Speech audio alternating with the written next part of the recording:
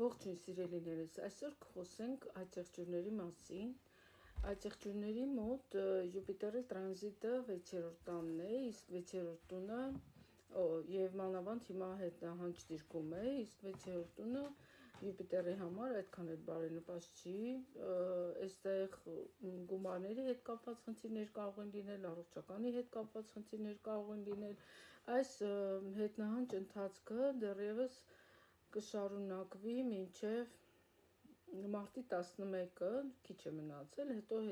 շուռ կգա դեպի իր հիմնական ընթացքը ընդունելուն, բայց միևնույն է, մինչև հունիսի 1-ը կմնա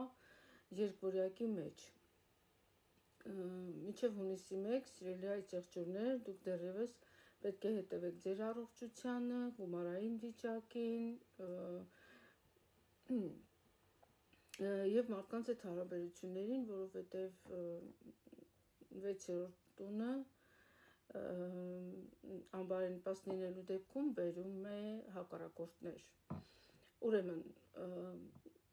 քանի որ Յուպիտերը մարդու հաջողությունն է մատնանշում եւ Յուպիտերը առանց այդ այծեղջյուրին այդքան էլ բարեկամ մոլորակ չի համարվում, հետևեք այս խորհուրդներին, որպեսզի շատ ավելի բարդ իրավիճակի առաջ չկանգնեք։ Մարս մոլորակը, որը որ ձեզ այս պահին օժտել է էներգիայով, հունվարի 16-ից փետրվարի 23-ին կավարտվի եւ այն կմտնի ջրհոսի տարածք։ Մենք գիտեինք, որ ջրհոսի տարածքում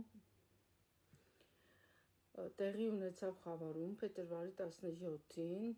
իսկ այդ խավարումը տեղի ունեցավ երկրորդ տանը, երկրորդ տունը մեր ռեսուրսների տարածքն է, ինքը մատնանշում է մեր առողջությունը, հիմնականում անվանում ունի Դոմ Մարակի, իսկ այդ անվանումը մատնանշում է բոլորային հիվանդությունները եւ այն պատճառները, որոնց արդյունքում մարդը կունենա առողջական խնդիրներ։ Խավարումը երկրորդ տանը նշանակում է, որ դուք առավել եւս ուշադիր պետք է լինեք ձեր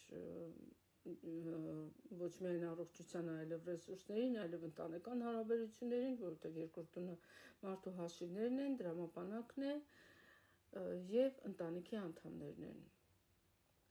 Ռախուն այստեղ կգտնվի մինչև դեկտեմբերի 6-ը։ Ինքը իրականում գումար էր ավելացնում եւ դեռ կավելացնի այդ գումարը մինչև դեկտեմբերի 6, ուղղակի խավարման ընթացքի մասին է խոսքը, որ կարող են նմանատիպ խնդիրներ լինել։ Այս պահին այսքանը, մնացածը հաջորդ տեսանյութում ձեզ հետ է Սոնա Հակոբյան Աստղաբանում։ Շնորհակալություն, բաժանորդագրվեք, որ նորություններին ծանոթ լինեք։